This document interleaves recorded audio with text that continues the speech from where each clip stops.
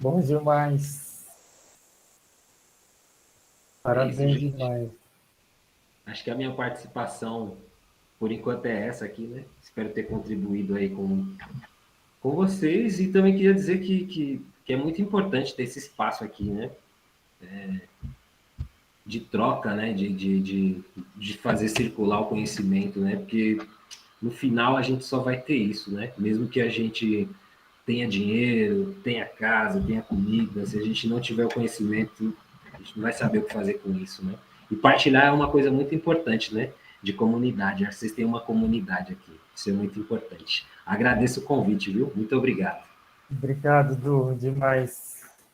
Parabéns de novo pelo trabalho e vamos seguir o Du e reitero aqui de conhecerem o álbum e as canções dele no Spotify. Então vamos lá. Eu sou o Cabé, está escrito Rafa aí, porque eu estou emprestando a senha e não consigo mudar o nome, mas enfim, eu sou o Cabé Diniz, uma das pessoas que coordena o Cursinho Popular Trio. Boas-vindas novamente. Essa palestra, na verdade, compõe um ciclo de debates que todos os anos o trio já tem a tradição de fazer, de trazer temas relevantes de bastante importância política, social, identitária, para que a gente se aprofunde, discuta, se aproprie. Então, nós já fizemos uma sobre sexualidade, uma sobre gênero, hoje são questões étnico-raciais. Inclusive, todas elas, a gente tem uma representação no nosso logo muito bem feita pela Ana Inais, que está aqui, inclusive, agradecer ela. E a próxima vai ser sobre classe social, provavelmente no mês de outubro. Então, a relevância desse tema, né, de falar sobre decolonialidade, é uma coisa que vem nos incomodando, assim, e pelo que eu percebo, ainda é muito pouco dito, né, muito pouco discutido e estudado. Eu mesmo que passei pelas ciências sociais, não ouvi esse termo de nenhum professor, assim, a gente nunca estudou autores decoloniais e nunca debateu isso propriamente do jeito que precisa, né? Porque é uma questão, a colonização, a colonialidade ainda nos atravessa, né? Nos atravessa diariamente, atravessa todo mundo, alguns mais que outros, assim, mas é algo que nos aliena, nos limita, retira a nossa humanidade constantemente, né? Então, vai ser muito bom falar sobre isso e os recortes que vêm junto, né, com tanta coisa que dá para se falar dentro de um tema de questões étnico-raciais e decolonialidade. Então, eu queria já passar a palavra e agradecer, né? Estamos aqui hoje com a Karina Mayuruna Vadik, do povo Macés. Ela é graduanda em Geografia. A Luma Monteiro, do povo Baré, faz engenharia de produção e compõe o Diretório Central Indígena. Ambas participaram das lutas recentíssimas, né, da segunda Marcha das Mulheres Indígenas e o movimento que ocupou e acampou em Brasília por um bom tempo. Elas vão nos contar sobre isso. Então, obrigado. E o Evanilson Tavares de França, direto de Sergipe, pedagogo, mestre em ensino de ciências e matemática pela Federal de Sergipe, doutor em educação pela Unicamp, escreveu a tese O Jeito que o Corpo Dá, Práticas Culturais e Práticas Curriculares numa Roda de Samba de Pareia. Então, primeiro, a Karina e a Luma vão fazer a fala, a gente vai ter uma outra intervenção artística da Letícia Benevides, agradeço também. Depois o Evanilson fará a fala. Então, são 20 minutos cada etapa, tá bom? Luma e Karina, aí vocês dividem da maneira que quiserem. Quem puder abrir o vídeo, a gente agradece. Quem não quiser e não puder, ok também, não tem problema. Obrigado e vamos lá.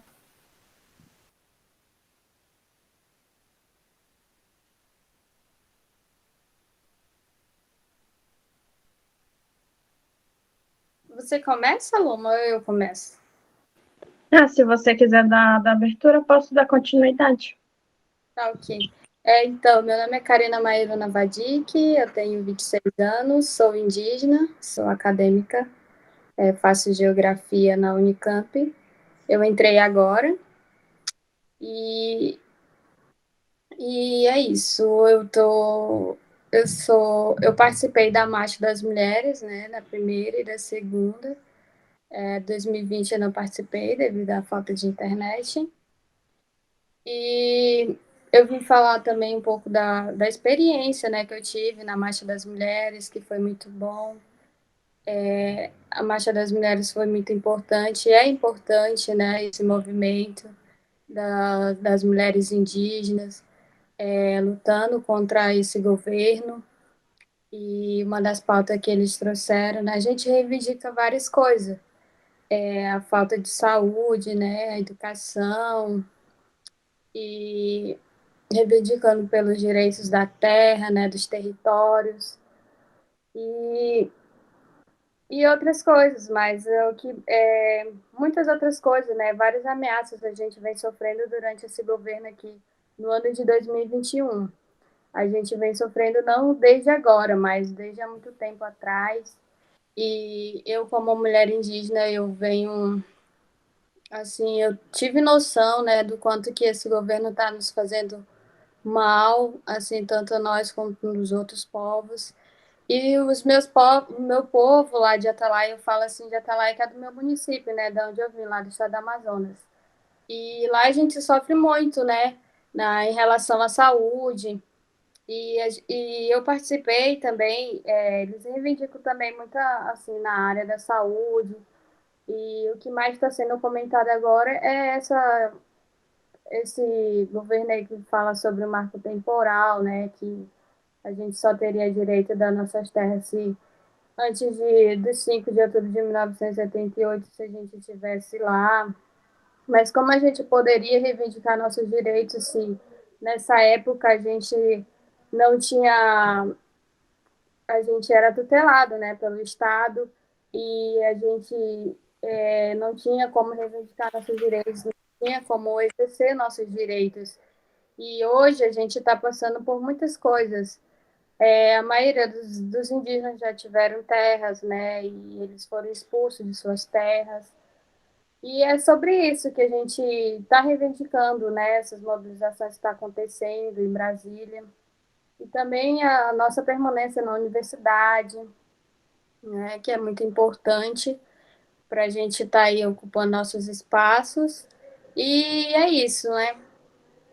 Vou passar a palavra para a Luma, que ela vai também falar mais um pouco sobre essa mobilização, né, das mulheres e outras mobilizações também. Obrigada.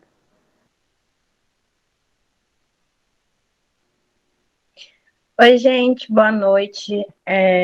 Eu sou a Luma, eu sou do povo Baré, eu sou natural de São Gabriel da Cachoeira, um município lá do Amazonas, né, bem no interior do Amazonas. Eu sou acadêmica de engenharia de produção na Unicamp, eu ingressei em 2019, já estou há 3 anos aqui na universidade.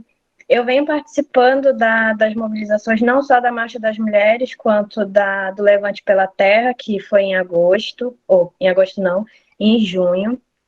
No Luta pela Vida, que foi em agosto, na Marcha das Mulheres, agora em setembro. A Marcha das Mulheres, ela é organizada pela AMINGA, né, que ela é a Articulação Nacional das Mulheres Indígenas Guerreiras.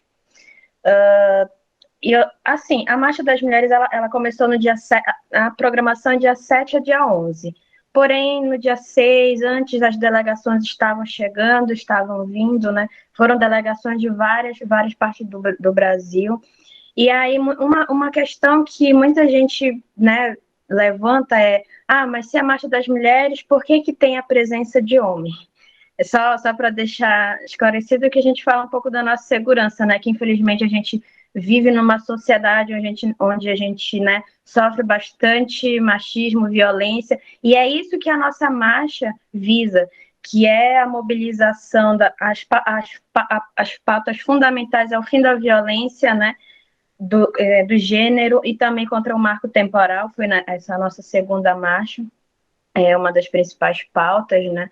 E sobre o marco temporal, como a Karina falou, é uma tese jurídica, né, que o Bolsonaro defende, desculpe falar o nome deste dito cujo dentro da nossa conversa, que impede que indígenas reivindiquem seus direitos, né, se caso não tenha ocupado, né, na Constituição de 88. Gente, particularmente, é complicado, é difícil, né, para nós indígenas.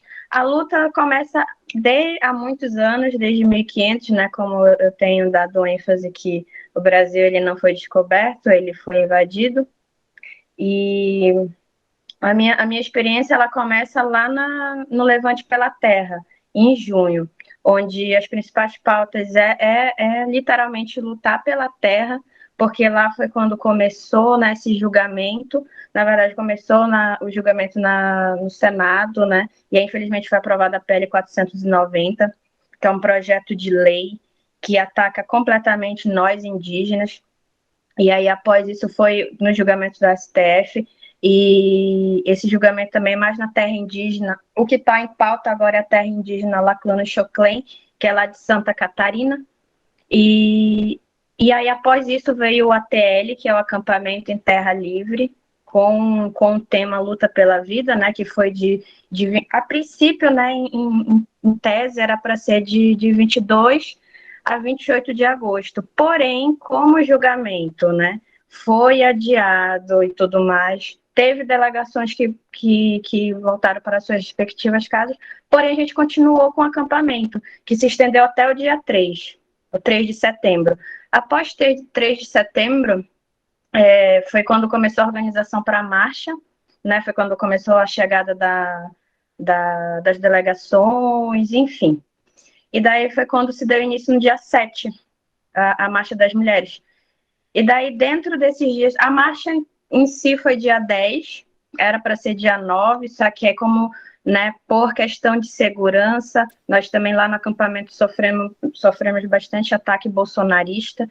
Infelizmente, né, teve muitos infiltrados dentro do nosso acampamento, foi muito triste, porque, né, a gente se sente, né, atacado, a gente não pode andar, a gente não podia sequer sair do acampamento, né, porque a gente estava correndo risco de vida, literalmente é risco de vida. Então, por isso que a gente coloca sempre alguma luta, porque a gente está dando a nossa vida para estar lá.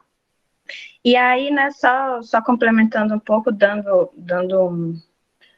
um complemento, é sobre a Bolsa Permanência, né, que aí entra a juventude lá, entre a juventude, os acadêmicos, então acaba entrando tudo só numa pauta, que aí a questão das mulheres, o protagonismo da mulher indígena, a educação, a saúde, a segurança, tudo. E com isso, né, a gente, essas mobilizações têm esse objetivo, tem essa visão, né, para a gente poder estar atrás dos nossos direitos. E, né, é complicado porque nós sofremos muitos ataques e assim, saindo um pouco, né, acho que eu tenho tempo ainda para falar, saindo um pouquinho de pauta, falando um pouco da universidade, né, o indígena dentro da universidade também sofre bastante com isso, porque é complicado a gente sair de um lugar, né? Por exemplo, eu que venho do interior do Amazonas, e assim como a Karina, né, e muita gente, e demais colegas, e aí entrar dentro da universidade é complicado, se adaptar e tudo mais, achar que as nossas características, sofrer preconceito, sofrer ataques por ser indígena,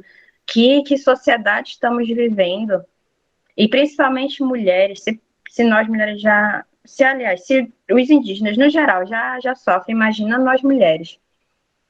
E aí a gente, né, esse é o principal objetivo de todas as nossas mobilizações, que entra todas essas questões.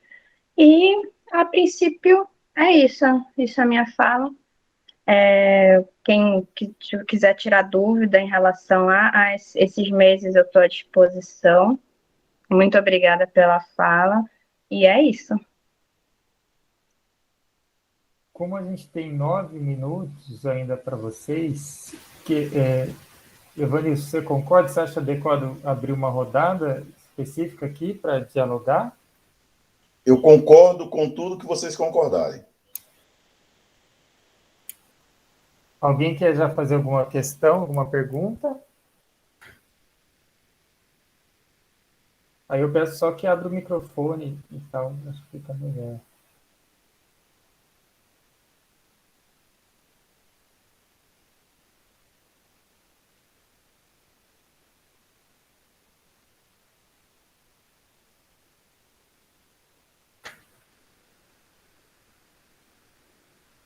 Bom, acho que não tem, né? Mas eu posso dar um complemento aqui em relação Pode falar. a como foi específico, né, a marcha que foi no dia 10. Foi uma marcha histórica, foi linda, onde juntou mais de 5.000 mulheres de todos os povos assim distintos de todo o Brasil, e foi muito legal isso, né? Específico de mulheres. E aí na luta pela vida também foi um marco histórico que reuniu mais de 7.000 indígenas também de todo o Brasil, bastante gente, juventudes, anciões, enfim.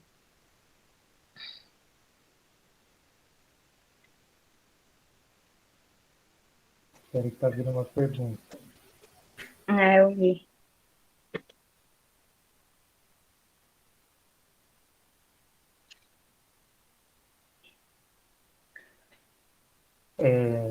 Eu vou abrir a câmera para falar melhor, porque eu estava jantando aqui. Desculpa.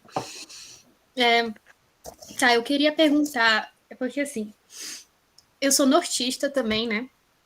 Eu tô morando agora aqui no Sul, em Caxias do Sul, Rio Grande do Sul. Então, para mim, foi um desafio muito grande em questão de clima, né? Que lá é quente pra caramba, no norte, 30 graus, 40 graus. E aqui faz o quê? 3 graus, 18. Quando é 18 tá calor, né? Mas eu queria perguntar como é que foi também essa adaptação tua na universidade mesmo? Porque, querendo ou não, infelizmente, eu, por ser de outro estado, as pessoas já me colocavam numa caixinha de falar que, como é que era lá no norte? Tipo, lá tem faculdade e lá as pessoas andam peladas e, sabe, essas coisas assim, né? Então, eu queria saber como é que foi isso para ti, mesmo sendo uma universidade grande, né, com várias pessoas diversas. Queria que tu desse essa palavra aí para nós. Bom, eu entrei na universidade ainda com 17 anos, menor de idade. Eu entrei na Unicamp, né, em 2019. Foi um desafio muito grande para mim, porque, né, sair de casa, como tu falou, sair do norte e eu vim, a Unicamp é estadual de Campinas, né? E daí foi uma adaptação muito, como eu posso dizer? Eu não sofri tanto porque eu encontrei pessoas maravilhosas dentro do meu curso que me ajudaram a me adaptar melhor. Mas, a princípio, antes de eu conhecer elas, assim, essas pessoas específicas, foi muito desafiador para mim, porque, de fato, vem bastante pergunta ignorante. O que eu particularmente não julgo, né? Porque a ignorância é uma falta de informação, e daí as pessoas que não têm conhecimento sobre o Amazonas, né? A parte do norte e tudo mais, acho que é tudo a mesma coisa, acho que indígena é específico, acho que é tudo a mesma coisa, que é a mesma cultura, a mesma tradição, a mesma língua, enfim, até explicar para eles toda essa diversidade, a gente já tem que ouvir muita coisa. E sim, aí no caso, eu sou de Roraima, né? Que é pertinho de Manaus. E muitas das vezes eu tive que chegar a falar de Manaus, tipo, sou de Manaus, para a pessoa entender, entendeu? Porque até a gente explicar tudo dá uma preguiça, sabe? Dá vontade de falar assim, então tá aqui, toma um livro para estudar geografia. E, claro, tem pessoas que, nunca saíram daqui, não conhecem, mas, assim, isso vem de escola, sabe? É o básico, né? Então, nessa coisa de ficar se justificando o tempo todo, cansa um pouquinho. E a gente passa, às vezes, como um ignorante, né? E a gente não quer, porque cansa. Sim, com certeza. Foi um desafio também muito grande para mim, porque eu tô dentro de um curso de elite, de branquitude, assim, que tu olha branca, meu Deus do céu, só branco aqui, branco ali. E aí falar, sabe aquele meme de quando você é único e a galera olha para trás? Foi quando eu falei que era da Amazonas. E aí lá veio as perguntas, nossa, mas por que você veio para cá? Por que tão longe? Por que você se afastou? Por que você viajou para tão longe da sua família? Você come, como que é a sua comida, sabe? Essas coisas, tipo, eu falo, gente, normal, como arroz e feijão. E daí, assim, mas tudo bem, como eu ressalto, também não julgo, né? E é uma questão, sim, de educação que vem de livros, né? Mas, infelizmente, nossos livros... um ano nesses comentários. Infelizmente, nesses livros, né? Diz lá que o Brasil foi descoberto. E aí não é bem isso, né? Já começa uma história distorcida. Já, né? Então, a pessoa vai crescendo com isso na cabeça. E daí, mas é muito legal também que tem bastante gente que se interessa, né? Que aí gosta de ouvir, enfim. E sobre adaptação em clima. No ano que eu cheguei, o inverno fez um frio do caramba. Meu Deus do céu, eu cheguei a usar, tipo, 3 calças, e não é nem meme. Usei, chega a 3 calças de tão frio que fez, porque, né, lá, e principalmente em São Gabriel, né, que é um município onde fica até a linha imaginária do Equador, então é extremamente quente, tipo, quente, quente, quente. Então, para mim, uns 20, para mim, 16 graus já tá frio. Eu já tô com moletom, né? Então, a adaptação foi... Mas, assim, a princípio foi tranquilo. Agora, uma coisa que eu mais senti dificuldade dentro da adaptação na faculdade foi a questão, né, do ensino, porque eu venho de uma escola pública, estudei escola pública a vida inteira, desde o meu prezinho até o meu 3º ano. Então, lidar, né, é um desafio muito grande lidar com, como eu posso dizer, estar sentado do lado de uma pessoa que fez cursinho preparatório durante, sei lá, 1 ano, 2 anos, ou vem de escola particular, e eu tô ali, tipo, isso que me dá, como eu posso dizer, isso me incentiva muito a não desistir justamente por isso, porque eu penso assim, pô, tô aqui, eu tô fazendo a diferença, eu como uma mulher indígena, LGBT, quebrando todos esses paradigmas dentro de uma universidade completamente elite, né?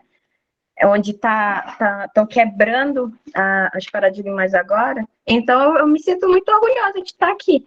E, né? Então, isso faz eu lidar com todos os desafios que foram, mas agora, né? Já estou no meu 3º ano, já estou mais tranquila.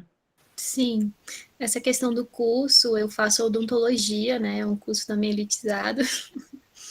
E as pessoas se parecem muito iguais. É aquele meme lá também que as louras odonto, né?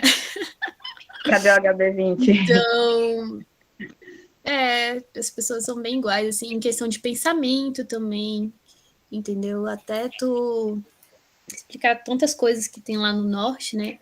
Porque, assim, quando eu morava lá no norte, eu não sabia a dimensão da nossa cultura, sabe? Eu sabia que, né, uma cultura forte, tudo. Mas quando eu saí de lá, eu vi a dimensão do nosso estado, sabe? Eu fiquei, uau. E eu valorizei bem mais. Se eu não tivesse saído de lá, eu não ia valorizar tanto. Hoje eu sinto saudades, muitas saudades, mas já sei controlar isso, mas porque já vai fazer 2 anos, né, que eu tô aqui. Sim. Mas aí nos primeiros anos, no primeiro ano, no caso, os primeiros meses, nossa, me apertou muito em questão da comida. Aqui a comida tem comidas boas, sabe, mas não é muito temperada. Dá aquela coisinha que tu fala, bora jogar um tempero aqui, e não tem. A farinha também faz muita falta. Nossa, com certeza. Uma farinha que eles vendem no pacote no supermercado, mas... que pra eles é farofa. Eles acham que aquilo é farinha. Não, não é igual, tipo, não desce, assim, tipo, eu tento, assim, mas não desce. Aí, meu pai vai todo mês pra lá, né, trabalhar e tudo.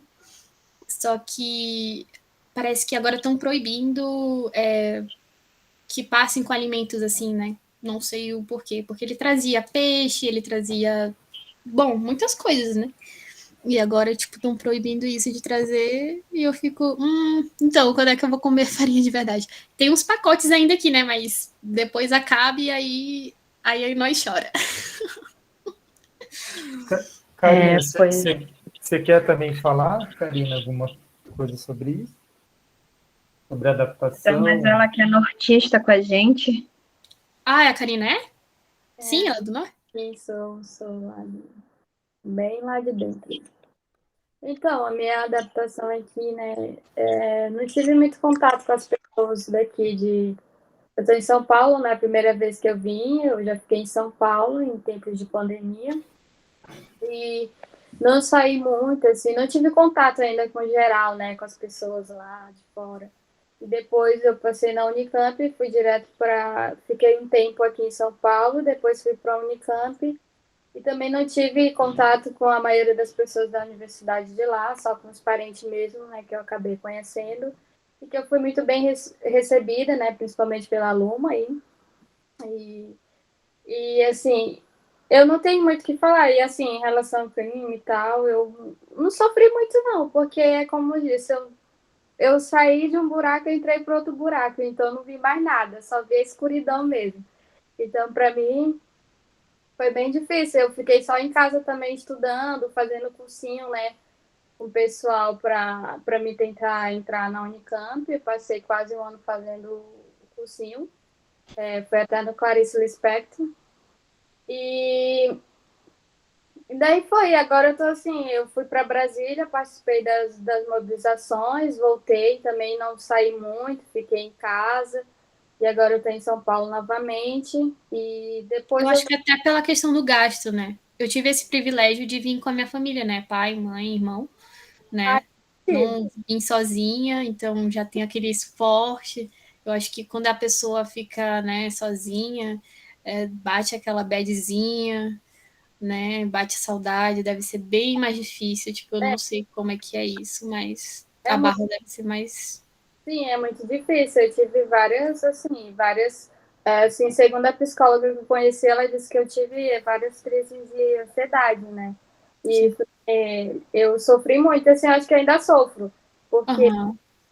é muito difícil você estar num lugar, num ambiente onde só você, sozinho se encontra ali, não tem mais ninguém para falar abertamente, a não ser sua família, ligar e conversar com a família, né?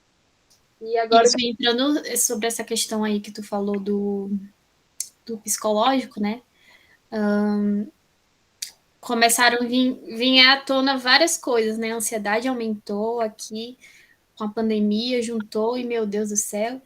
E esse ano eu realmente tive que buscar por ajuda, sabe? Tipo, eu tive que gritar por ajuda, porque até então eu tava fingindo pra minha mãe que tava tudo bem, tudo bacana, né? Porque a gente não quer entristecer, né? Só que chegou um ponto que eu falei assim, não, eu preciso de ajuda. Então, eu comecei a fazer terapia, então isso tem me ajudado muito a enxergar as coisas com outros olhos, né? Porque a gente, quando tá imerso naquilo, a gente não consegue ver, né?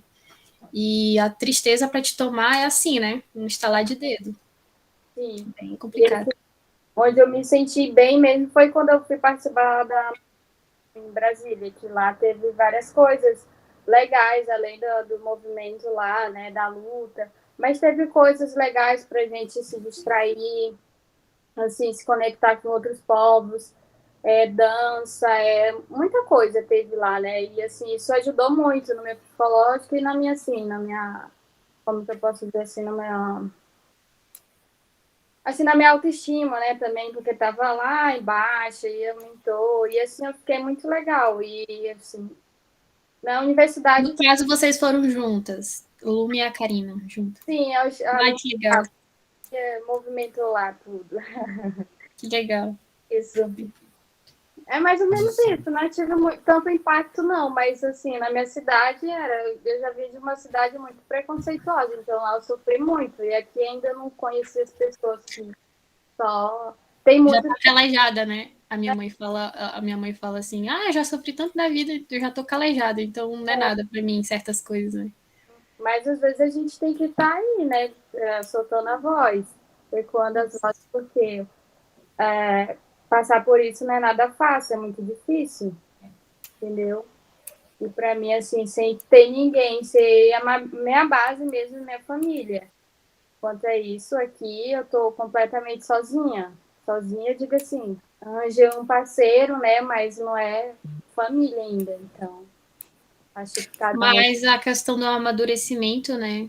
Exatamente. Amadureceu muito. Então, quando tu vai chegar, sei lá, tu partir para outro lado da vida, outra questão, né? Tu já vai estar mais calma e sabendo o que fazer, com sabedoria as coisas. Exatamente, é o que eu estou aprendendo. Eu, 26 anos, assim, as pessoas acham que eu tenho 18, 15, ainda. Eu pensava que tinha uns 24. Não, eu tenho Isso é 26. bom. E as pessoas acham que eu sou bem novinha, criança ainda e tal, mas eu estou aprendendo, assim, eu vejo, me espelho em outras pessoas que querem progresso e eu estou gostando. Eu não sei como seria a minha vida aqui sozinha. Nossa, eu não sei. Porque, tipo, tinha dias que eu chegava aqui, né, na minha casa. No primeiro dia de faculdade, ninguém me ajudou. Tipo, ninguém. Eu não sabia onde era a sala. A universidade era imensa. Aqui é a Universidade de Caxias do Sul, né? E aí, tipo, é imensa. Tem vários blocos. E eu não sabia de nada. Ninguém falou assim, olha, é bem ali. Não. E aí eu fui caçando e chegando nas aulas atrasada. Mas foi isso. E só que, eu chegava assim em casa esgotado, né? Eu engoli o choro o dia todo.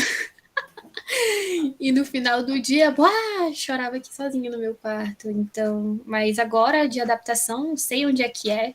Então, sei lá, quando alguém passa assim, que não é da faculdade, que é alguma informação, eu já sei onde é que é. Então eu falo, uau, evoluímos. Mas acho que é adaptação, é você dar cara a tapa também em algumas coisas, não adianta a gente se reprimir assim e falar, eu não consigo, que não é as coisas. O mundo, né, é cruel.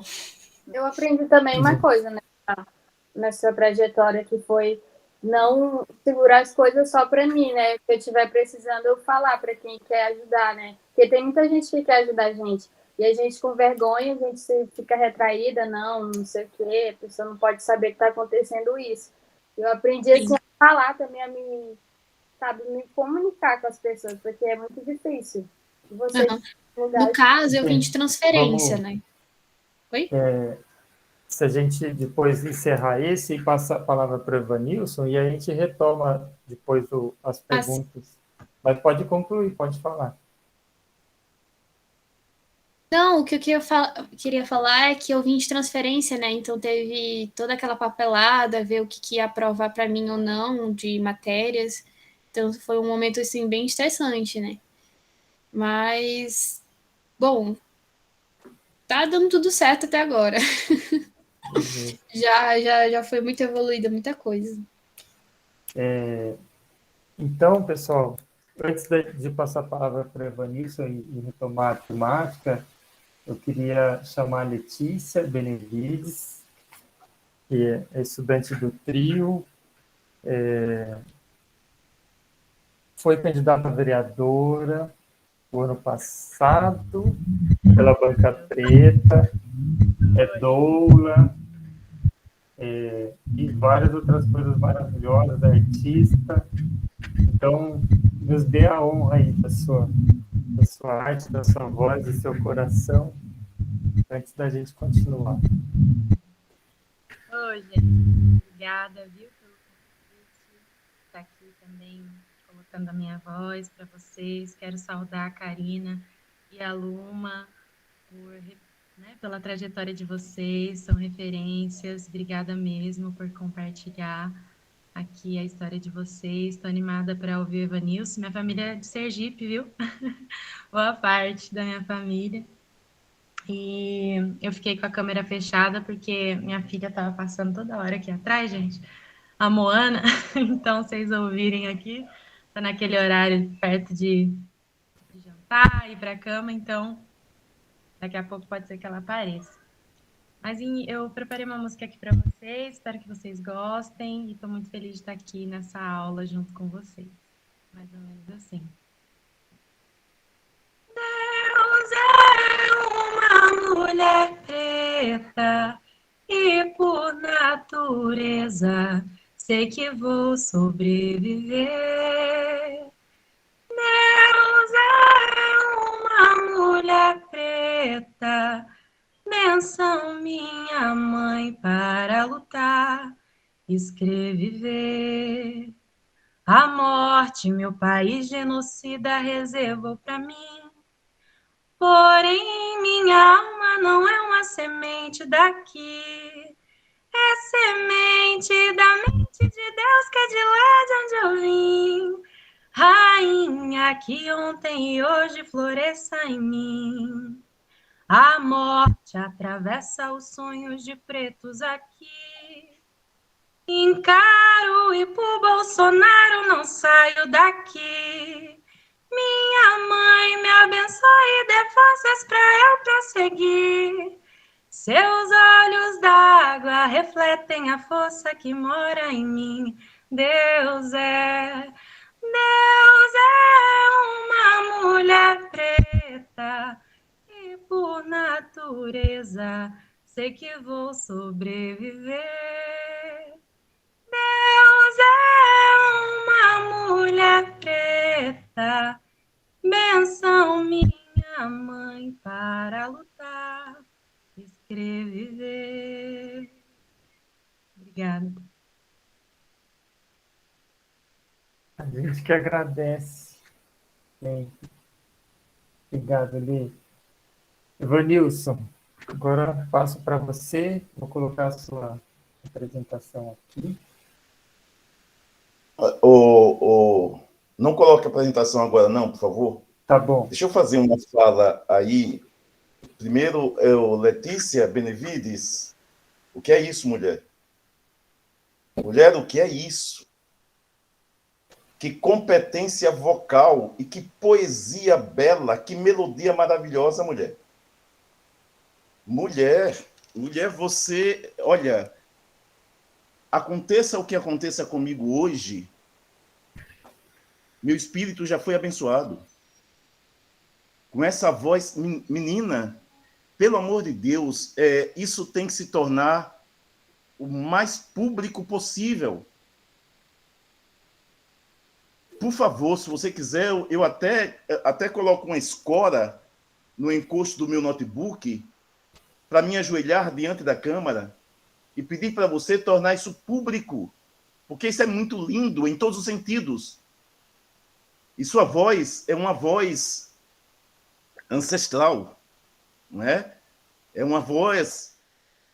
Me lembra muita coisa, me lembra o candomblé, me lembra o blues, me lembra, embora ela não fosse cantora, mas me lembra Lélia Gonzalez, me lembra Conceição Evaristo, me lembra essas mulheres pretas, essas mulheres negras, resistentes e que transformaram esse país, embora ele ainda precise de tantas outras transformações. Parabéns, Letícia, parabéns, Letícia. Eu acho que a palavra não tá adequada, não é parabéns, mas bravos. Bravos, isso é fantástico. Eu estou buscando palavras e não encontro. Além de você ser uma mulher linda, também fisicamente, e tem um sorriso que preenche toda a tela. Parabéns, parabéns, e parabéns à sua filha por ser sua filha, e a você por ser mãe dela. Então, parabéns. Para a Luma e a Karina, que bom que vocês existem, sabe? Que bom que vocês existem. São vocês que conseguem, de fato, transformar esse mundo, que é muito bom você falar sentado ou sentada do sofá, com um aparato financeiro não é? Com uma estrutura econômica. É muito bom você falar do sofrimento do povo indígena, do sofrimento do povo negro, sentado no sofá assistindo William Bonner. É muito bom e é muito fácil. Mas Letícia Benevides, Luma e Karina, elas falam, cantam e encantam a partir das dores, sabe? A partir das experiências, a partir das experiências ancestrais, sabe? É outro lugar de fala. E aí aí a gente não pode deixar de falar da Djamila, porque aí sim tem lugar de fala. Uma coisa é o indígena falando do sofrimento do indígena, ou a indígena falando do sofrimento da indígena. Os povos originários falando do sofrimento dos povos originários. Outra coisa é alguém que faz parte da capitania do mato, porque eu costumo dizer que a classe média é formada de capitães do mato, não é? E a elite é podre, ridícula e incompetente. É muito fácil você fazer comentários deste lugar. E aí você passa até a imagem de bonzinho ou de boazinha. Outro dia eu ouvia uma fala da Juliana Paz e ela dizia, dando uma resposta a uma artista, a uma comediante, que tinha feito uma crítica a ela porque ela tinha comparado comunismo e socialismo sem saber diferenciar uma coisa da outra. Foi mais ou menos isso, se eu não estiver equivocado. E aí ela dizia, você não sabe o que é que eu faço com o dinheiro que eu ganho. Você não sabe, eu ajudo as pessoas, mas eu faço em segredo. Pô, se ela faz em segredo, por que ela diz eu ajudo as pessoas? O segredo se perdeu ali. Não é? Na verdade, nunca foi em segredo. Porque o lugar de fala é outro. Elas não entendem nossas dores. Essas pessoas não entendem nossas dores. Por mais que tentem a empatia. Mas nenhuma empatia se dá na totalidade. Não é? Uma coisa é dizer, eu quero me colocar no seu lugar. Eu até acredito que algumas pessoas, de fato, querem se colocar no lugar do negro, da negra, da mulher, do indígena, do cigano, do deficiente físico, da comunidade LGBTQIA+. Eu até acredito que algumas pessoas realmente querem. Mas uma coisa é querer se colocar. Uma coisa é poder, de fato, se colocar. O lugar de fala é outro. O lugar de fala é outro. Eu nem sei mais se devo apresentar o que eu ia apresentar, porque vocês me encantaram por demais. Eu já estou satisfeito, poderia muito bem ir embora, mandava um cheiro para o Cabé e para os demais e as demais, e iria embora. Mas, lembrando, Cabé, que já são 8 horas, não é? Eu comecei a falar, já são 8h02, eu comecei a falar 8 horas, então eu estou preocupado com o tempo. Mas eu só tenho 4 slides, porque eu acho que esses slides vão dialogar com a música e a musicalidade, ou Letícia, a musicalidade é um dos valores civilizatórios afro-brasileiros. A musicalidade, assim como o axé, assim como a ancestralidade, assim como a religiosidade, não a religião, a religiosidade, assim como a circularidade, são valores civilizatórios afro-brasileiros, que a Azuilda Loreto Trindade fala muito bem. São 10 os valores civilizatórios afro-brasileiros, e eles estão presentes no candomblé, na capoeira, no samba de coco, no samba de pareia, no samba de roda, no samba de coxa, né? Na ciranda. Mas é isso. Mas vamos lá. Eu peço a você, Cabé, por favor, que ponha aí a apresentação, que meu computador não consegue fazer isso. Tá. Eu vou tentar ser o mais breve possível, só produzir 4 slides mesmo, mas a temática ela é muito, muito ampla, né? Eu preciso primeiro dizer que há uma diferença entre colonização e colonialidade, não é? A colonização ela está enquadrada, por assim dizer, no domínio oficial de um Estado sobre o outro, de uma nação sobre outra. Essa é a colonização.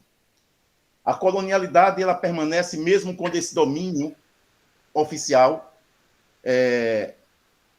ele é rompido.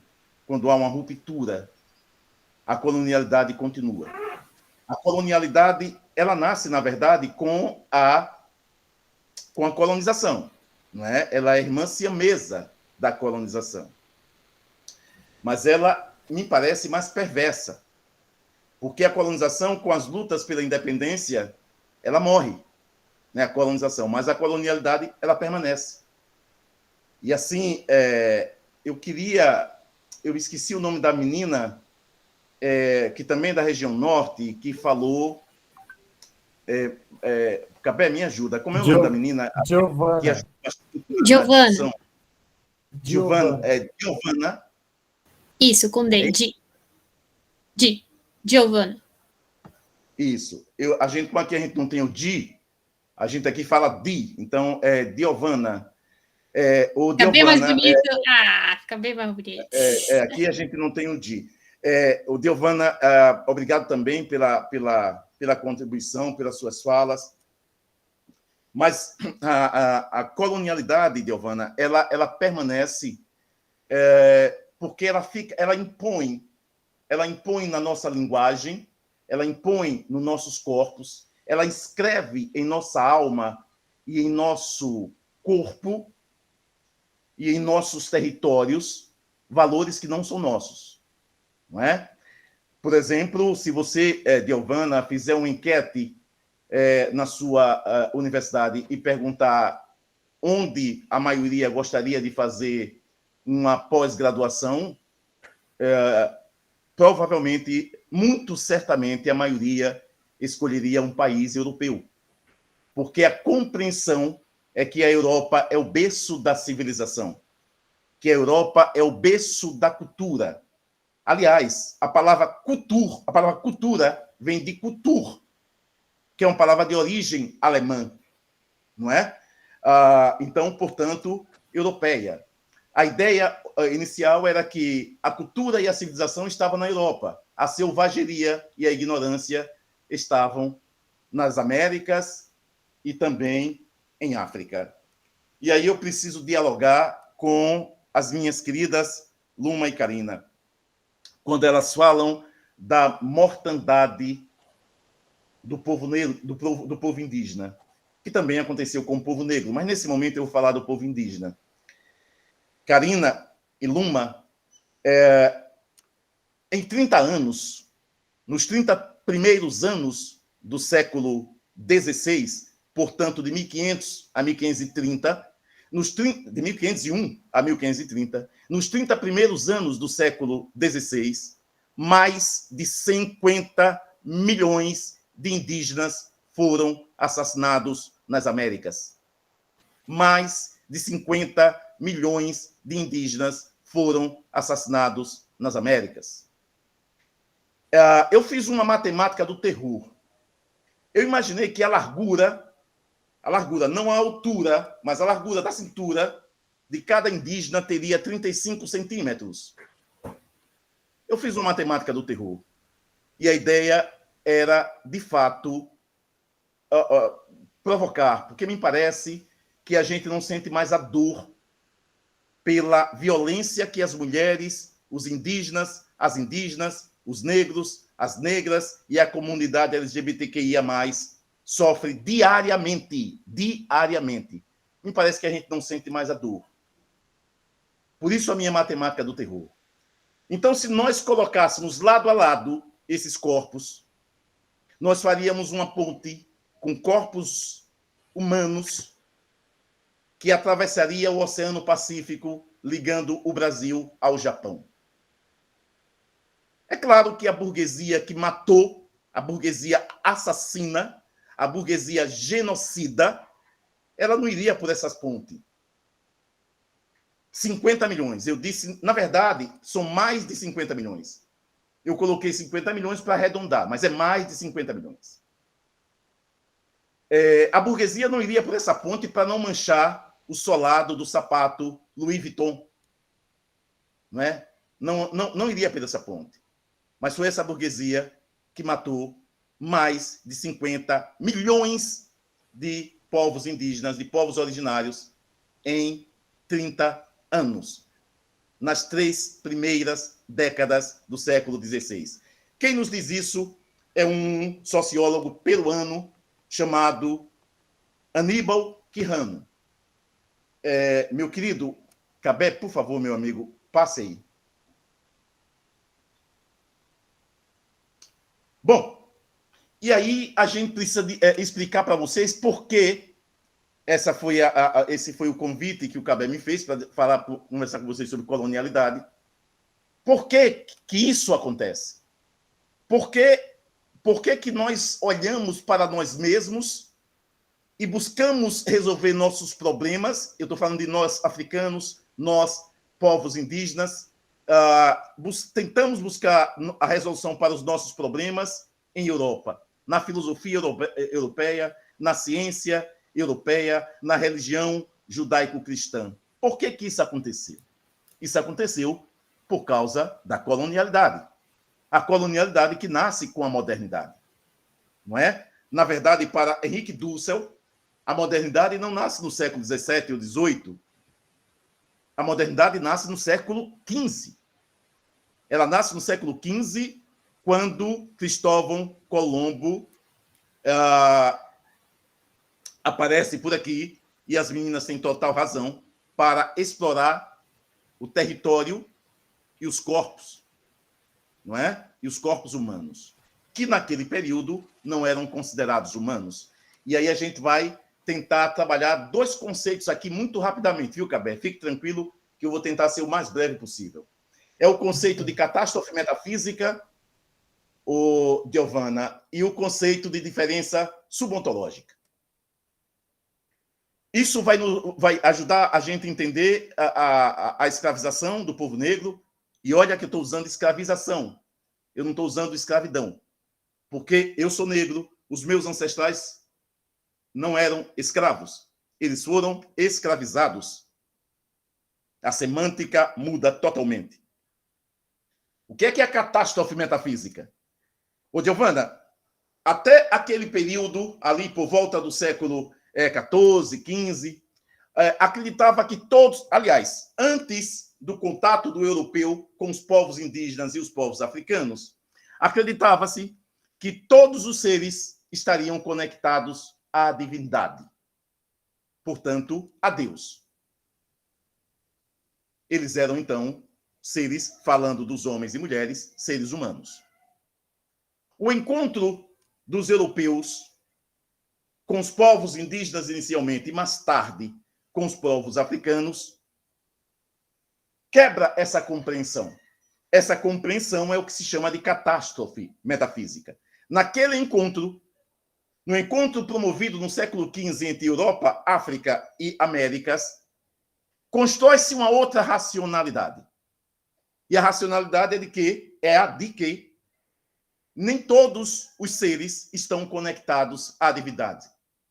Portanto, nem todos os seres são humanos. Daí a igreja endossar que os africanos e os povos indígenas não tinham alma, porque eles não eram humanos. Essa é a catástrofe metafísica. É a quebra dessa corrente, é a racionalidade que quebra a corrente de conexão entre os seres e a divindade. E essa quebra acontece com os povos indígenas e com os povos africanos. Primeiro com os indígenas e mais tarde com os africanos, que, na verdade, eu prefiro chamar de povos originários ou povos tradicionais. Isso vai parir a chamada diferença subontológica. Eu estou ao lado dessa cantora maravilhosa. Então, a palavra parir cabe bem aqui. Essa diferença subontológica. A diferença subontológica, ela parte da classificação dos seres antes considerados humanos.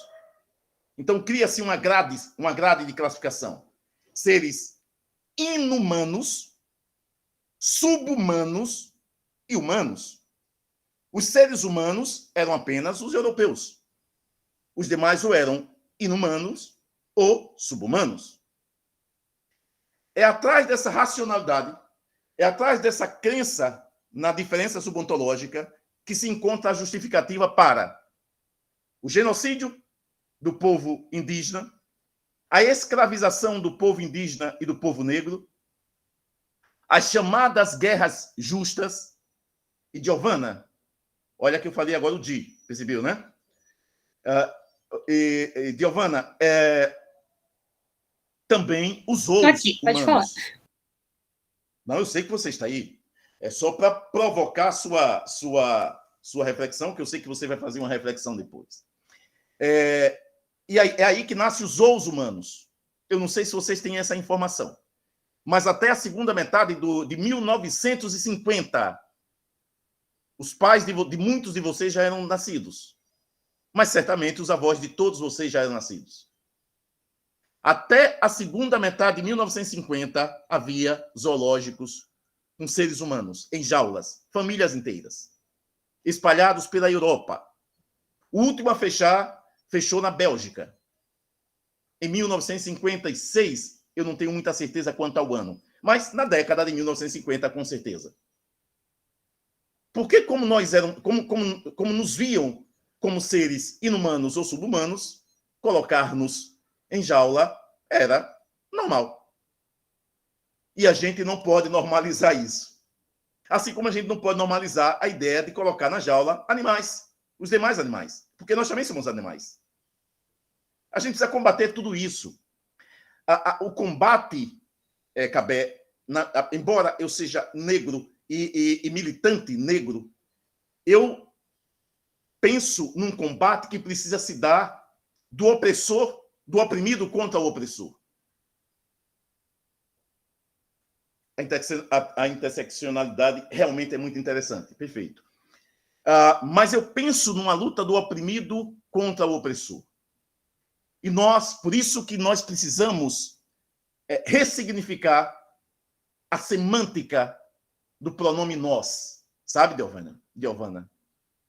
Porque quando a gente utilizar o pronome nós precisamos entendê-lo de forma mais ampliada. Eu, Evanilson Tavares de França, que estou nesse momento conversando com vocês, não sou mulher. Mas eu sei que as mulheres são violentadas diariamente. Então eu preciso dizer, nós, mulheres, somos violentadas. Eu também não componho a comunidade LGBTQIA+. Mas eu preciso dizer, nós, da comunidade LGBTQIA+, somos vítimas de homofobia. Eu sou negro.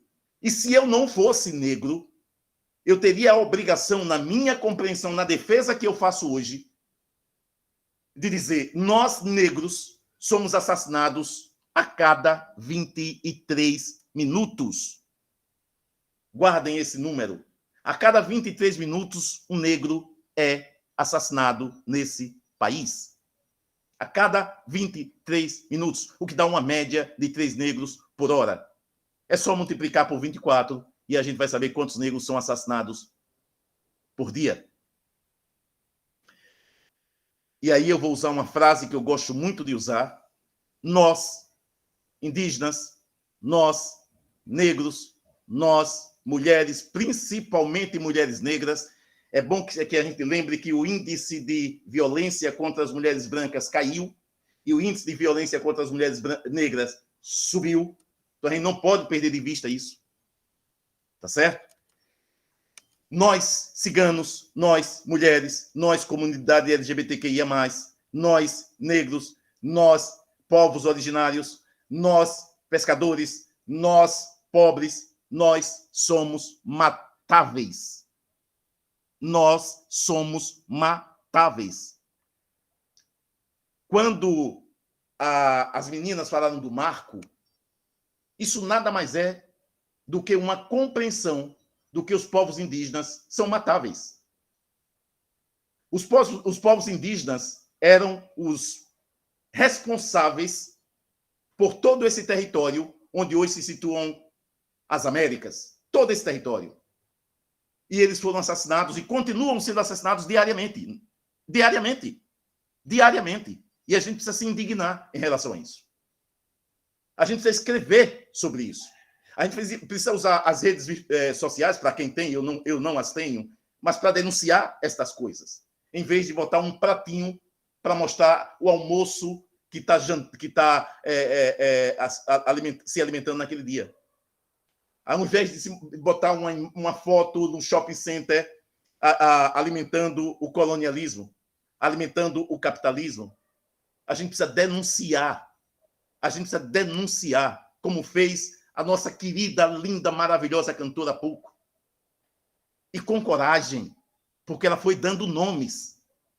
Ela foi dando nomes, inclusive num programa que, segundo o Cabé, está sendo gravado. Ela deu nomes. Próximo, por favor.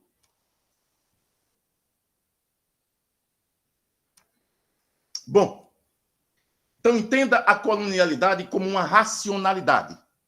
Uma racionalidade que impõe uma epistemologia, ou seja, um conjunto de saberes. Uma racionalidade que impõe uma ética, que impõe uma estética.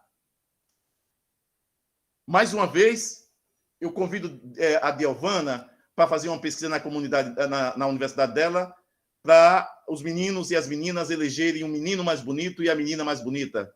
Não tenham dúvida. Aquele com mais votos será uma branca. Aquela e aquele, um branco.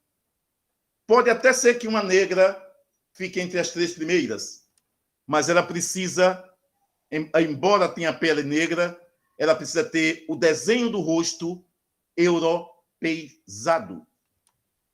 Se ela tiver o desenho do rosto africanizado, ela não será eleita. O pessoal diz que Thaís Araújo é bonita. É porque Thaís Araújo, o que ela tem de negro é a cor da pele e o cabelo. Mas os detalhes do rosto dela não são bem africanizados. Há uma mistura ali, há uma combinação. A gente precisa entender isso. O colonialismo, ele vai parir o racismo, o patriarcado e o capitalismo. E quando a gente fica mudando de celular ano após ano para seguir a moda, a gente está alimentando o capitalismo, que, por sua vez, alimenta o colonialismo. Ou seja, alimenta uma racionalidade que entende que seres humanos, alguns seres humanos são privilegiados e outros não. A gente está contribuindo para isso. Eu acho que a gente pode ir para a próxima, para eu concluir. Porque senão eu não paro, eu falo demais. Volte um pouquinho. Pronto, fica aí um pouquinho. Eu vou aproveitar essa oportunidade em homenagem à nossa linda cantora, Aluma, a todos os presentes. Eu vou citar a Dielvana, porque ela se manifestou mais. Mas a Aluma, a Karina, a nossa cantora maravilhosa, ao nosso músico, que me parece que não está mais entre nós, pelo menos eu olhei na relação, não vi o nome dele. Eu vou dizer um poema de uma negra maravilhosa, como são todas as negras. Essa negra, eu estou dizendo esse poema em homenagem à nossa cantora e às indígenas, mas também a todas e todos os presentes. Esse poema se chama Vozes Mulheres. Vozes Mulheres, e é da Conceição Evaristo, escritora, professora universitária.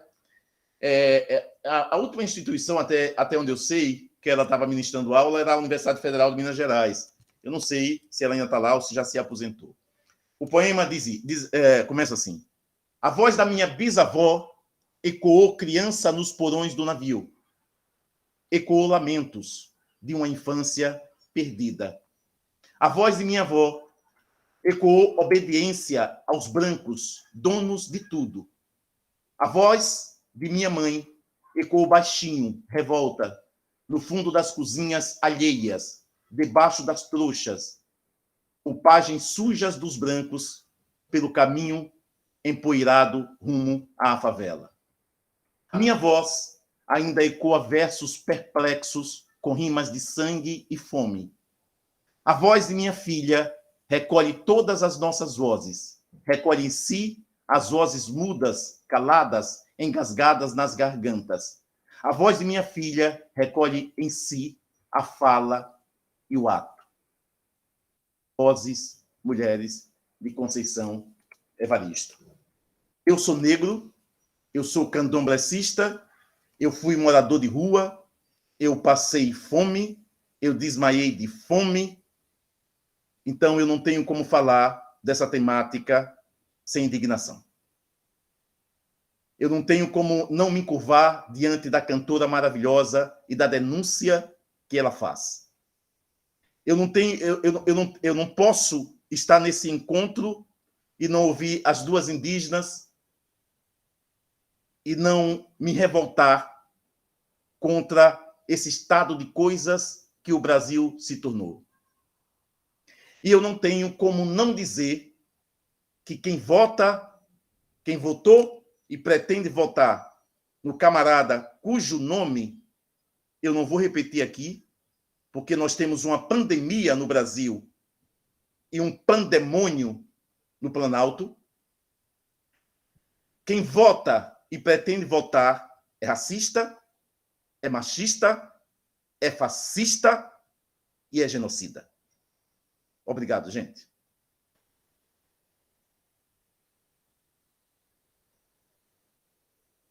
A gente que agradece demais, demais, demais. Que fala. Quer que eu ponha aqui as referências? Também passando aqui. Desculpe, por favor, me perdoe. Volte só para o axé, por favor. Sim. Só para dar uma explicada assim. Aí é a palavra axé escrita em Yorubá e escrita em língua portuguesa. Só para dizer que axé significa energia vital, não é? O axé é energia vital e é uma energia circular. É uma energia que consegue congraçar, interconectar a ancestralidade a nós. Então, nós estamos conectados à ancestralidade graças, por intermédio, por meio, pelo veio dessa energia. Isso é muito próximo do povo indígena. O povo indígena também tem uma conexão muito íntima com os ancestrais. O povo negro, tradicional, também tem. O povo branco, europeizado, é que quando o pai e a mãe envelhecem, ele vai jogar no asilo. Não é? Eu vou repetir, o povo branco europeizado. Porque nem todo o povo branco é europeizado, porque senão a gente vai cometer o mesmo equívoco que eles cometem conosco. Cometeram e continuam a cometer. Existem brancos lutando pela independência do povo indígena, pela libertação e os direitos do povo indígena, assim como existiram e existem brancos lutando pelos direitos do povo negro. Então, a gente não pode generalizar. Esse trabalho, por exemplo, que o Cabé faz, certamente ele não faz sozinho, mas esse trabalho é um trabalho de quem acredita que é possível construir um mundo outro. E se a gente olhar para Cabé fenotipicamente, eu não sei como é que ele se autodeclara, ele é branco. Eu não sei como é que ele se autodeclara, mas a gente percebe que ele tem uma preocupação com a construção de um mundo outro. Então, ele é nosso camarada, ele é nosso companheiro, ele é nosso irmão e ele é o nosso ancestral. É isso. Obrigado. Mais uma vez. Obrigado demais, Evanisto. Sem palavras mesmo. Assim, a gente leva um tempo para processar falas como a de vocês. Assim. Eu, pelo menos, fico assim, processando, extasiado e assimilando tudo. Né? Vou só interromper aqui. Ó. Gente, eu vou abrir já para perguntas, para a gente não perder tempo. Então, fiquem à vontade para perguntar para quem vocês quiserem. Com licença. Boa noite a todos.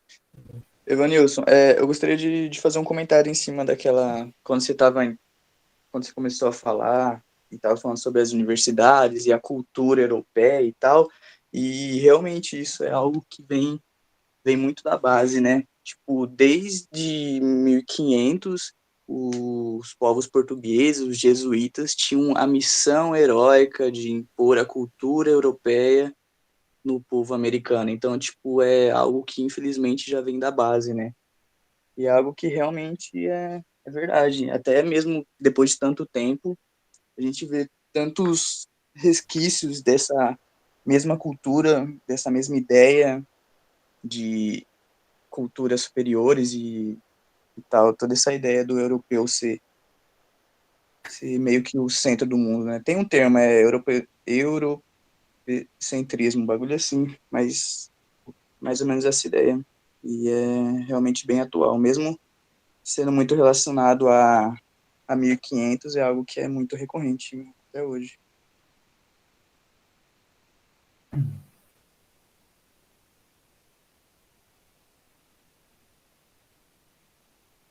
Eu queria fazer um comentário rápido aqui, o quanto que a colonialidade nos atravessa, assim, né, sutilmente, não só sutilmente, mas também sutilmente.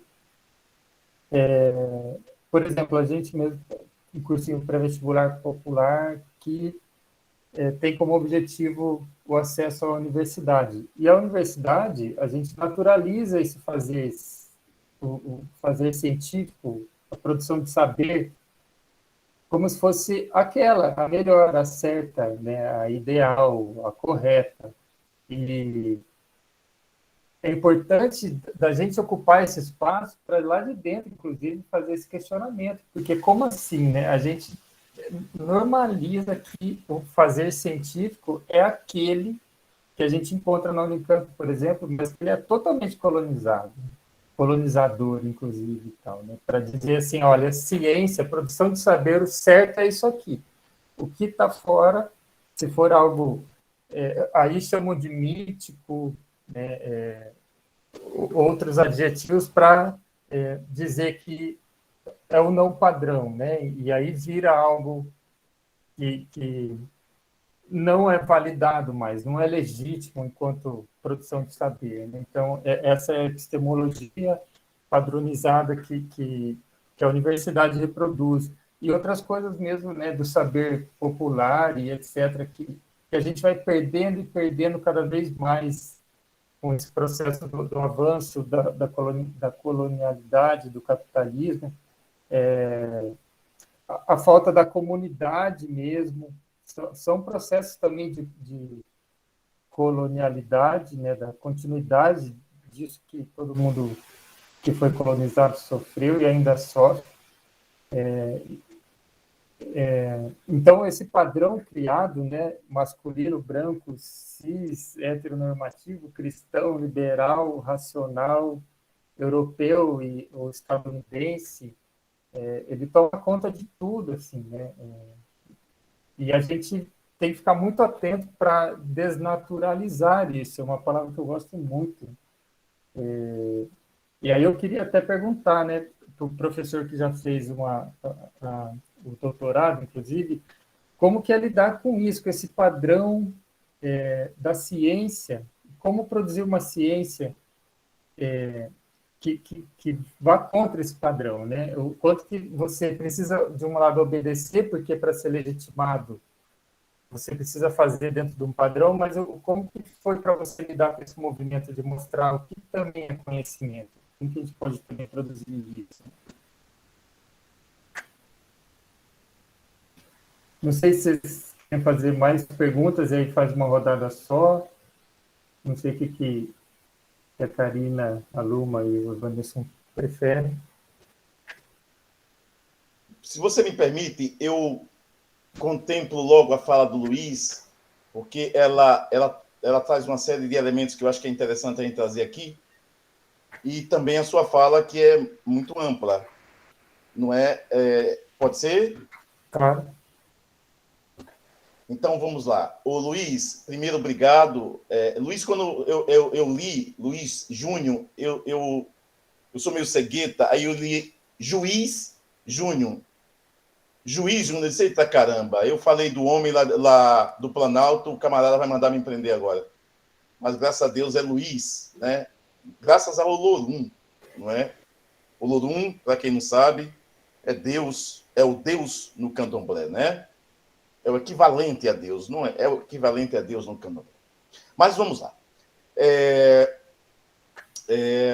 Deixa eu voltar aqui para a anotação que eu fiz do Luiz.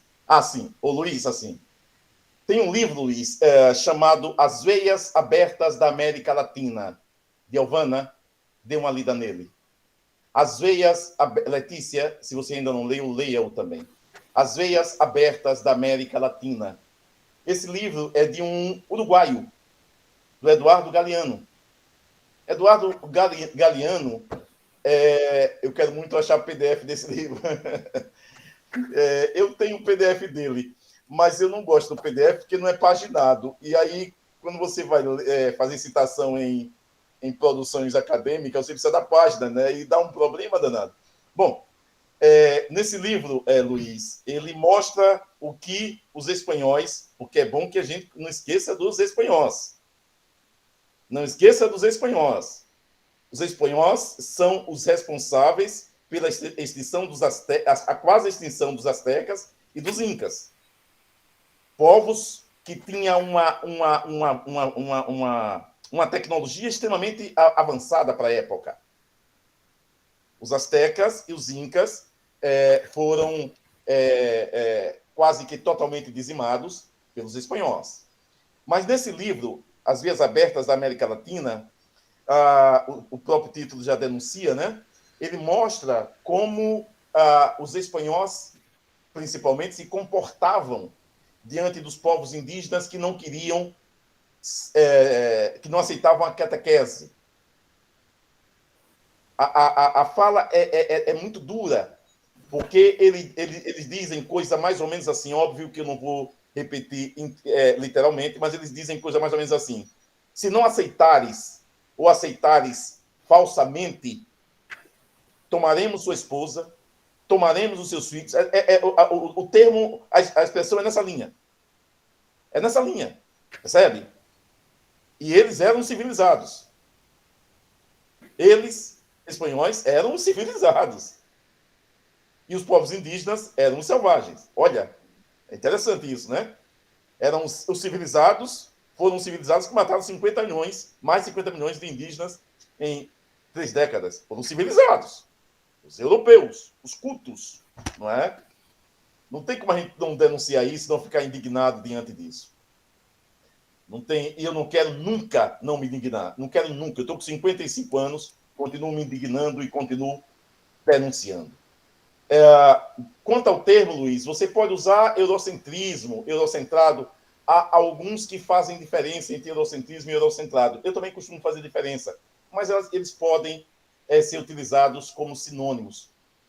Uma outra coisa, Luiz, é o conceito de cultura, né?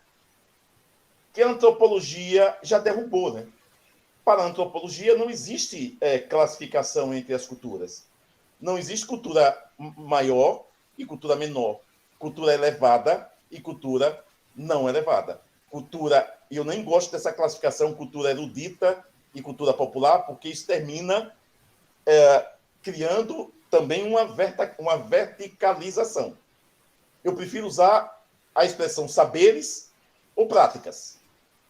Sabe? Saberes ou práticas. E aí é importante que a gente diga uma coisa. Olha, veja bem. Quando a gente defende os saberes tradicionais no chão da escola, e foi com isso, já entrando na colocação do Cabé, e foi com isso que eu trabalhei no doutorado, a gente defende os saberes tradicionais na escola, no currículo escolar, que eles não entram. Eles entram aleijadamente em algumas datas. Por exemplo, Karina e Luma, no Dia do Índio, é muito comum você ir... Primeiro já começa errado chamando Dia do Índio, porque não são índios, são povos originários, não é? A gente até aceita o indígena, mas índio, não é? Pelo amor de Deus. Bom, aí aqui em algumas escolas, a professora faz uma espécie de saiote com cartolina, uma espécie de cocar com cartolina, cola penas de galinha, pinta essas penas com tinta guache, veste as crianças com esse troço ridículo, e as crianças saem fazendo... Isso é feito uma vez por ano, e aí se comemorou o que a escola chama de Dia do Índio. É terrível, e isso é violência. Mas por que eu estou dizendo isso? Cabé, a ciência europeia, ou eurocentrada, ela nos levou à Lua. Isso é inegável. Aliás, os terraplanistas negam, né? Então não posso nem mais dizer que é inegável, né? Mas nos levou à Lua. Nos levou à Lua. Né, Luma? Luma. Não é? Mas a maior parcela da biodiversidade do planeta que se encontra preservada, essa parcela está situada ou em terras indígenas ou em terra quilombola. Aí eu pergunto àqueles e aquelas que estão nos assistindo nesse momento. Entre ir à Lua e preservar a vida humana no planeta, a escolha? Me parece que não. Os saberes tradicionais dos povos indígenas e africanos podem salvar a vida no planeta. Os saberes eurocentrados estão destruindo a vida no planeta. Não duvidem se daqui a 10 anos nós tivermos uma outra pandemia. Porque nós estamos provocando desequilíbrio ecológico. E isso volta. A natureza... Tem um ditado que a gente usa aqui que é assim: Deus perdoa sempre, o homem algumas vezes e a natureza nunca. Ela vai dar o retorno. O que é feito com ela, ela dá o retorno, mais cedo ou mais tarde.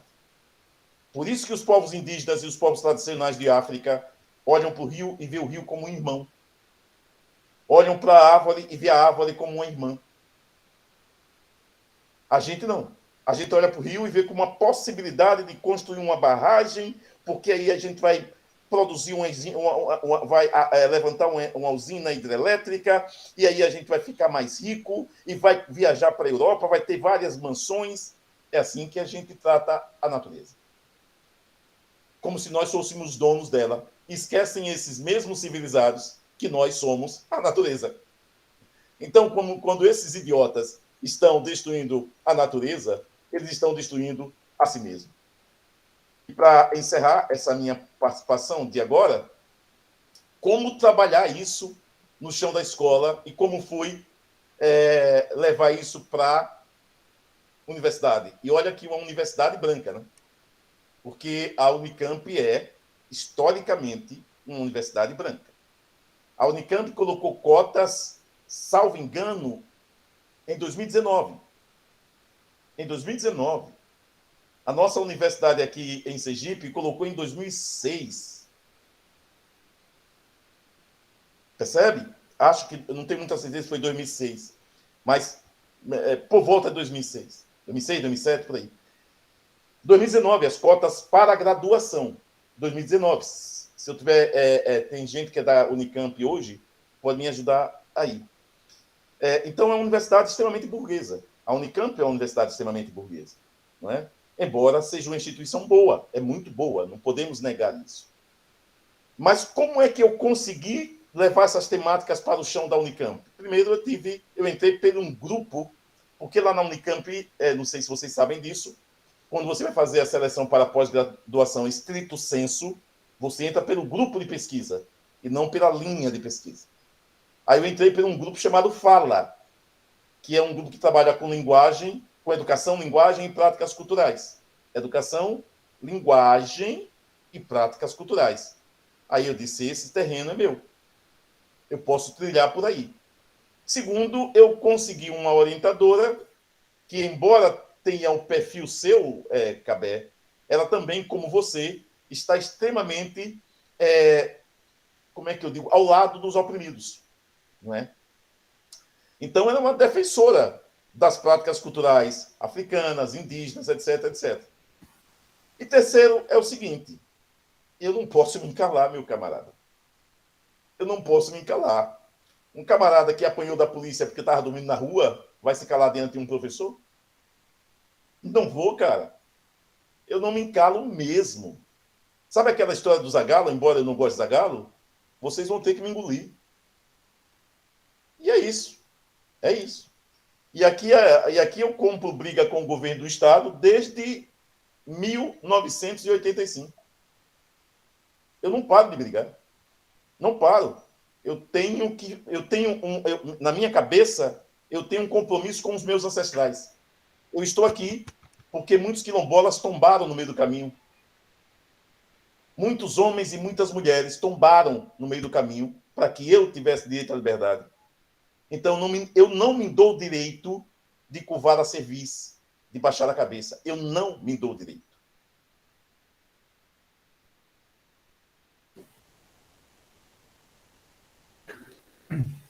E a gente agradece por isso, pela sua luta e história toda.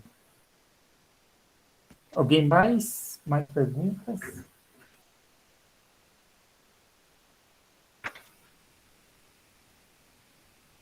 Confesso que eu fiquei meio enciumado, porque a Diovana participou muito da discussão com as meninas e comigo ela silenciou. Eu estou com ciúmes e, como eu sou carente, eu posso, Diovana, cometer suicídio até o final da noite. Ai, Evanilson, eu amei você. Tu é muito engraçado. Ela só gostou de mim porque eu sou engraçado, entendeu, né, Cabela? Não, Nossa, eu gostei de tudo que foi falado, né? Muito forte. Às vezes a gente fica sem palavras mesmo, porque atinge tão nossa alma, né? E é a nossa história, sabe? E dá aquele peso, sabe, na atmosfera, assim, que a gente se sente até pesado, mas ao mesmo tempo aliviado em a gente compartilhar, né, a verdadeira história, que como você falou, dos nossos livros, em que a gente estuda no fundamental até o ensino médio, e até mesmo fazendo um Enem, né, a gente tem que se adequar à história que eles colocam pra gente nos livros. Então é muito triste, né? Eu tenho 22 anos. E quando eu tiver meus filhos, eu pretendo que eles também se envolvam nas lutas, né? Mas creio eu acredito assim que a partir da minha geração, a que estão vindo, já está vindo com mais força, com mais consciência das coisas. A gente vê crianças pequenininhas, às vezes, até repudiando algumas certas atitudes dos pais, né? Ensinando, às vezes, os pais que aquilo é errado, né? Porque criança não tem maldade. O adulto que muitas das vezes é preconceituoso, né? E é isso. Mas é isso, a gente fica aquele clima assim, tipo, como se fosse de luto mesmo. Mas também é muito bom fazer a gente refletir, buscar atrás, assim como tu falou do livro, né? As Veias Abertas da América Latina. Eu já tinha ouvido falar desse livro, mas nunca parei para ir atrás, para comprar ou ver se tem disponível na internet. Eu acho que é importante também a gente, com a Luma, tá aqui, e a Karina, né? Que não sei se indicasse também um livro pra gente, algum livro indígena que elas já leram, né? De alguma escritora ou um escritor, porque eu acho que também é importante a gente ler a nossa cultura nacional, né? Porque muitas das vezes a gente, sei lá, a gente vai em algum local que vende livro, nos grandes centros comerciais, e acaba vendo mais livros internacionais, né? Que não é do nosso Brasil, então é bem... A gente está envolvido em muitas coisas, né? É isso. Giovana, eu não tenho como indicar. Karina, tá cortando a tua... Não sei aqui, né? Aqui tá cortando a... Tá cortando? Isso. tá um pouquinho... Abre o microfone de novo. E aí? Melhorou?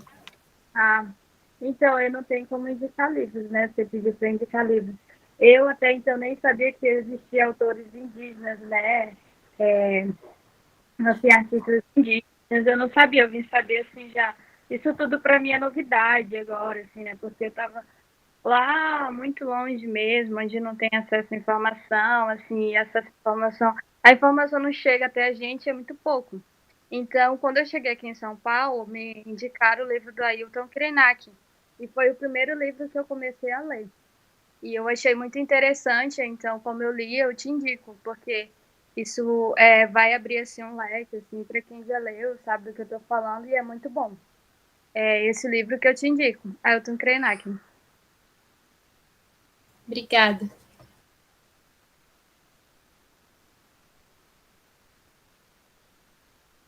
Eu não tenho muitas referências, ainda estou aqui. Na minha cidade, né, tem muita questões de bandas regionais, né, e eu gostava muito de... Então, assim, eu ouvia muito isso. E aqui eu tô longe da minha cultura do norte, né, então eu consigo ouvir apenas nas plataformas digitais e tudo. Mas a nossa referência lá de música regional é o cantor Neuber Uchoa. Ele tá muito também, ele apoia a luta indígena lá, ele dá voz a essas pessoas silenciadas muitas das vezes. E é muito, muito linda as músicas, porque fala da nossa região, fala da nossa natureza e exalta mesmo a cultura roraimense, né? Então, assim, é muito lindo. O Neuber Uchoa, ele tem Instagram também.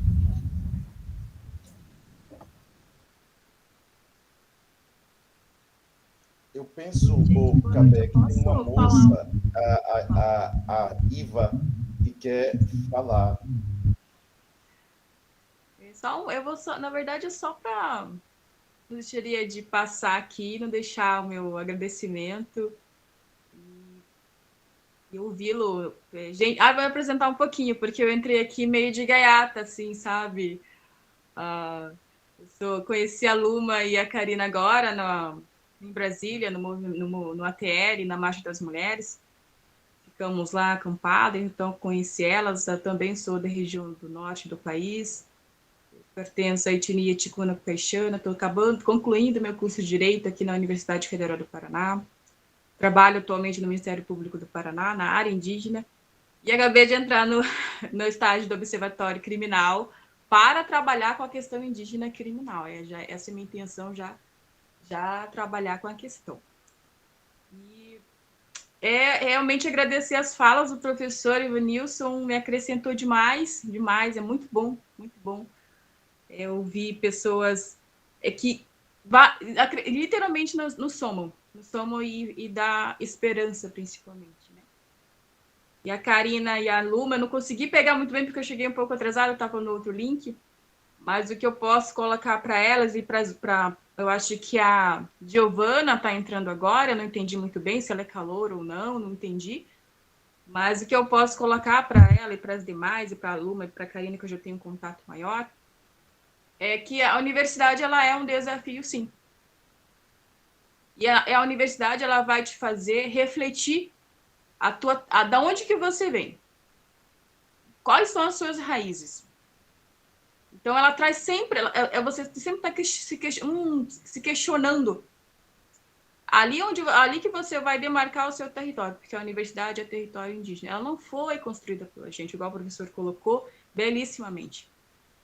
A gente já sabe que os fardados, a agressão, a humilhação, inúmeros tipos de violência. Temos um alvo.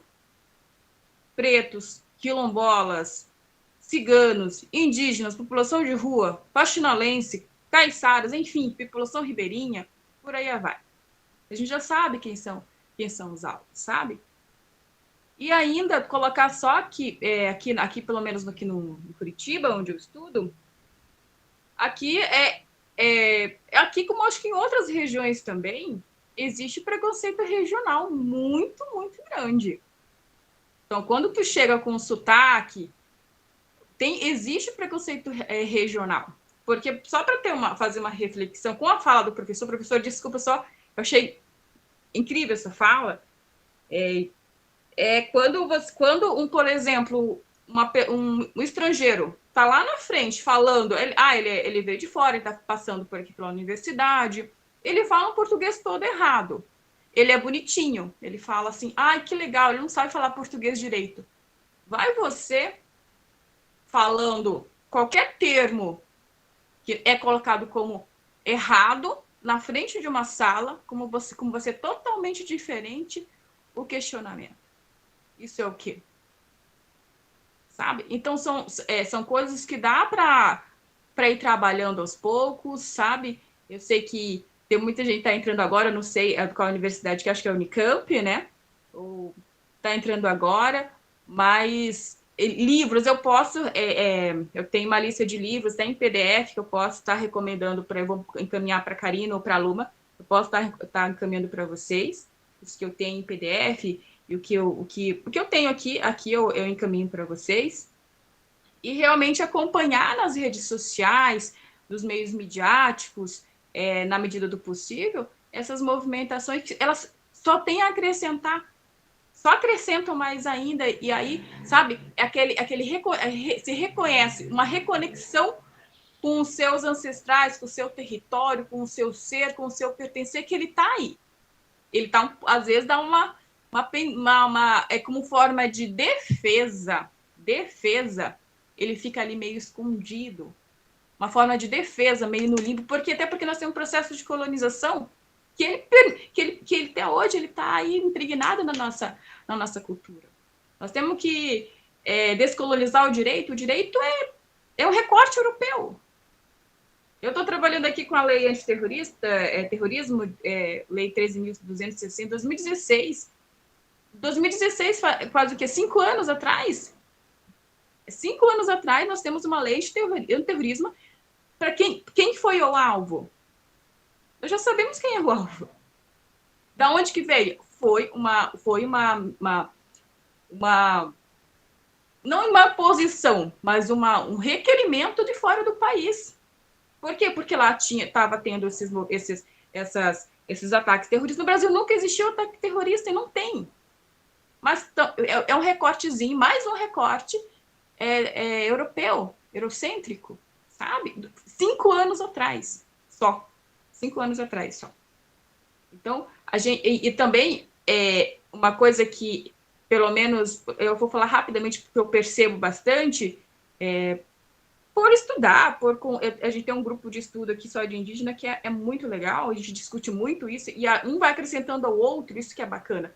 Esses estudos, às vezes, não diretamente, mas às vezes passa algum vídeo, às vezes a pessoa não quer ler, passa algum vídeo, algum filme que traz essa reflexão, mas o preconceito, ele também se modifica. Às vezes ele é tão sutil que passa despercebido.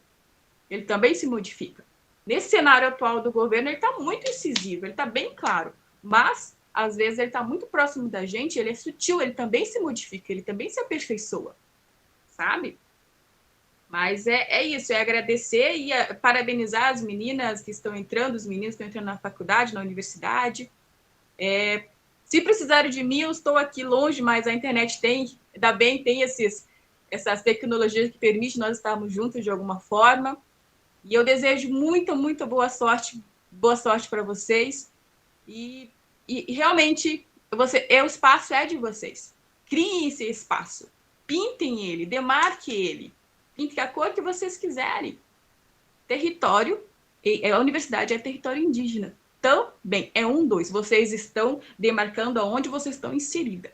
Isso não te faz menos indígena ou mais indígena. Não te faz. Você é indígena e pronto. Você pertence.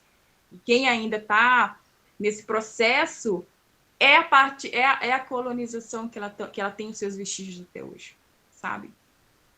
E é isso, agradecer, desculpa pela fala, eu não consegui. E professor, prazer em conhecê-lo, gente, Luma, eu quero o telefone do professor, que eu já vou fazer uma live com ele. Pelo pet indígena, professor. Obrigada, pessoal. Pode deixar, se ele permitir.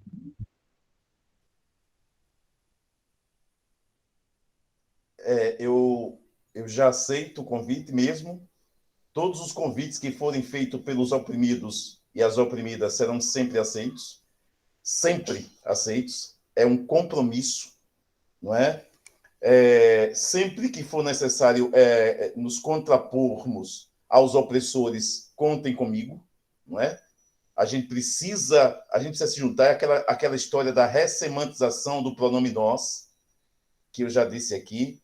Iva, a sua fala é fantástica, é isso mesmo, nada a reparar. Giovana, quando você fala, e também a Iva falou do murro no estômago, alguma coisa nessa linha, eu faço de propósito. Há toda uma intenção atrás disso, porque eu penso que a gente está banalizando o assassinato de mulheres, o assassinato de indígenas, o assassinato de negros, o assassinato da comunidade LGBT. A gente está banalizando. Então é preciso que a gente dê um murro no estômago para ver se as pessoas refletem, param e pensam. Não pode, isso não pode. Isso não pode. Há alguns anos atrás, tenho certeza que Iva, Luma e Karina lembram disso, 4 jovens de classe média alta passam num ponto de ônibus, tem um indígena sentado no ponto do ônibus, eles deitado no ponto do ônibus, eles pegam um álcool, ateiam o álcool no indígena e queimam. E queimam. Sabe por quê? Lembra do que eu falei lá atrás da catástrofe metafísica e da diferença subontológica? Eles aprenderam na escola, inclusive em escola pública, que o indígena é um sub-humano. É um sub-humano, então eles podem queimar. Agora, eu lhes pergunto, o que foi que aconteceu com aqueles 4 jovens? Não precisam pensar, não. Eu respondo, nada. Nada. Agora, imagine o inverso. Vamos imaginar o inverso, que um indígena passasse na frente do Planalto e pisasse no pé de um branco. Apenas pisasse, acidentalmente. A reação seria totalmente outra. O indígena é selvagem, é violento, não conversa, não é civilizado. Aliás, durante muito tempo eles diziam que os indígenas e os povos negros não tinham língua, tinham dialeto. Dialeto. Nós não tínhamos religiões. Nós tínhamos seita. Nós somos matáveis. Precisamos compreender isso. Quando introjetarmos isso, que nós somos matáveis, por exemplo, Giovana, não fique chateada comigo, por favor, é apenas um exemplo. Mas nascer com o fenótipo de Giovana, por exemplo, nessa sociedade é nascer com privilégio. Ser branco numa sociedade racista é ter privilégio. A gente não pode perder isso de vista. E o branco precisa entender isso. Porque é o que disse a Luma lá atrás, quando ela falou, por que num movimento de mulheres tem homens? Porque todos nós precisamos nos mobilizar contra qualquer forma de marginalização e de violência. Não importa a cor da pele. Basta que sejamos humanos e sensíveis. Nós não precisamos de visão de mundo. Nós precisamos de sensibilidades do mundo. É o que nós precisamos. E Cabé, eu prometo que não falo mais. Então, já vou agradecendo. Muito obrigado. Iva, conte comigo. Conte mesmo. Cabé, pode passar todos os meus contatos para quem quiser, desde que não esteja ao lado de Bolsonaro ou dos seus reverberadores. Pode passar. Só me avise com antecedência, porque a gente é convidado para aqui e para ali, até por causa da militância, né? Então, mas é um prazer grandão. Iva, adorei lhe conhecer. E eu prometo, Giovana, que no próximo encontro eu estarei com um computador funcionando. Mas é que sou professor de educação básica, salário baixo, então essa história para comprar um computador demora pra caramba. Mas no próximo encontro vocês vão ver esse negão maravilhoso, porque todo negão e toda negra é sempre maravilhoso e lindo. Obrigadão, gente. Boa noite. Um beijo. Boa noite, pessoal. Boa noite. Bom final de semana a todos. Foi muito bom. Aguardo pelo próximo, viu? Beijo, com certeza.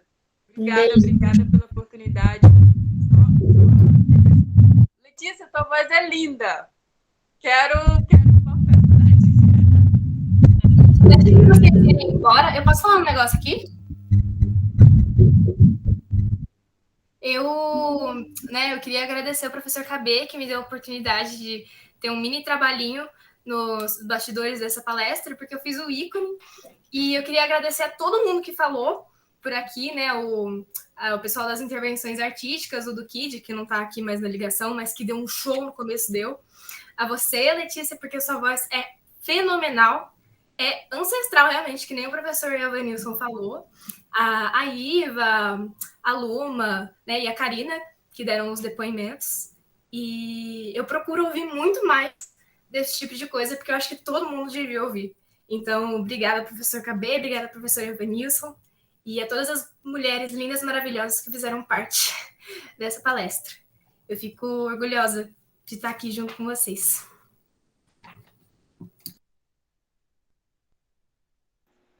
Gente, eu gostaria de agradecer a todos, né, gostaria primeiramente pela oportunidade, né, pelo convite e tal, de ter falado um pouquinho sobre as mobilizações. E é isso, gente, que precisarem, tô à disposição, meu contato aí, né, quem quiser. E a Iva, gente, para quem não conhece, sim, a Iva é minha amiga, conheci ela na mobilização, para vocês verem como mobilização junta, né, uma pessoa que mora lá no Sul, mas que é conterrânea de estado, e é muito bom ter esses encontros, né, e é justamente isso que os encontros nacionais proporcionam para a gente, nessa troca de cultura. A gente, olha, fomos se encontrar lá em Brasília, quem diria, né, e é isso, gente. É boa ter um Insta, antes de tudo sobre o Insta, e tem ato fora Bolsonaro, sábado, hein, galera? Bora lá.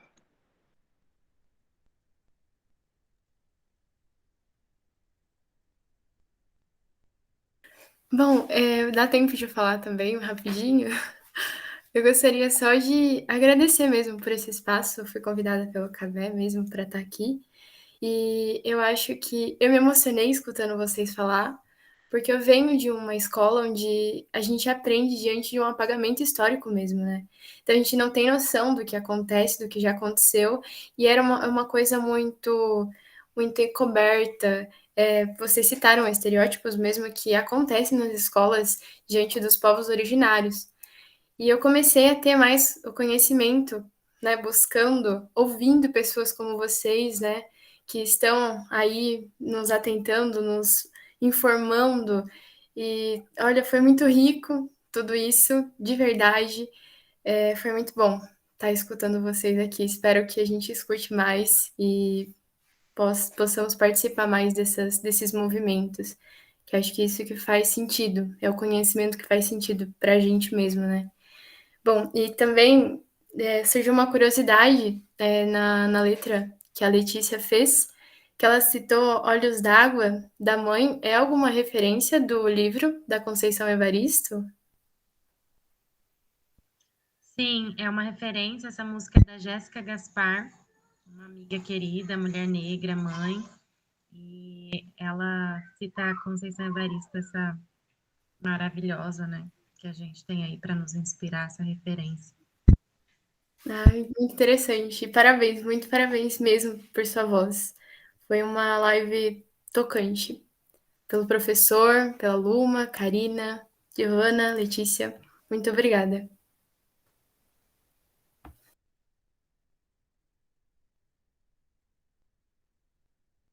Teu microfone tá desligado.